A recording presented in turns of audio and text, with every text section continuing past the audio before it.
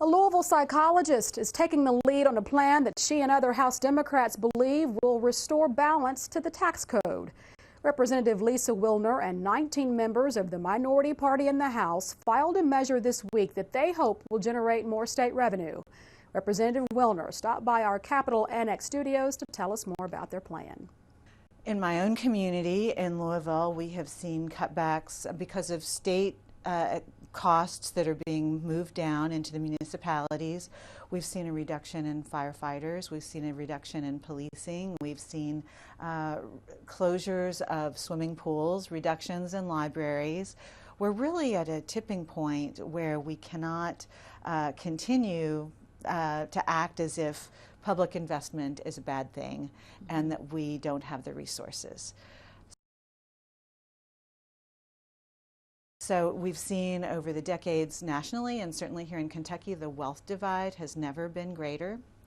We've got an upside down tax system currently where the middle class and the people at the bottom of the income ladder are paying by far disproportionate amounts into the tax structure, where those at the high end are paying substantially less, proportionately speaking. So that's been a combination of both federal and state actions, correct? So you're really wanting to target, there's been a couple of iterations of tax reform by the Republican-controlled parts of the legislature. The Senate and House Republicans have been able to get those measures through. You're saying undo that? Yes, I'm saying exactly undo that. And we saw actually the changes that were enacted in 2018 have made that upside down structure even worse.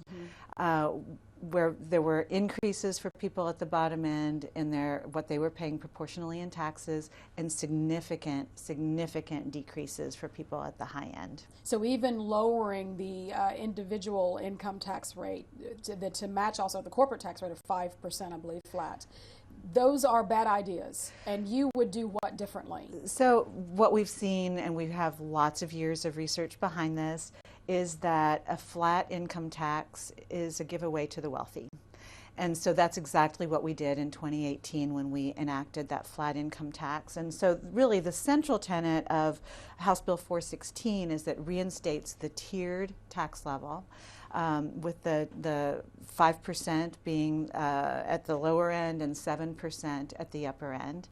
And that's because if we need income, if we need revenue for our state, and all signs point that we do, we've got to get it from where the revenue is. And so would you recalculate the corporate side of that as well? Absolutely. So we've given away a lot in corporate, corporate giveaways, including several last year when my first session, where some of the money that was coming in from the 2018 changes, we were then giving away to industries, again, at the high end of the financial spectrum. So have you taken an evaluation, or those around you had an evaluation of the tax expenditures to understand the return on investment, that perhaps those expenditures have benefited Kentucky in some way when it comes in terms of economic development and job creation? We're not seeing that. We're seeing, again, the income divide growing greater.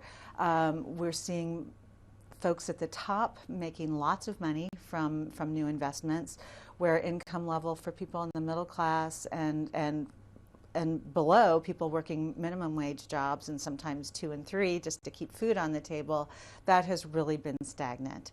So we've not seen that the money has trickled down.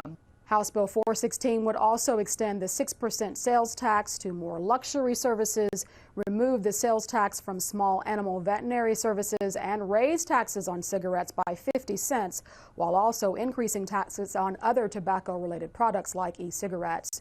We'll have another part of that interview discussing those plans on Tuesday night's Legislative Update.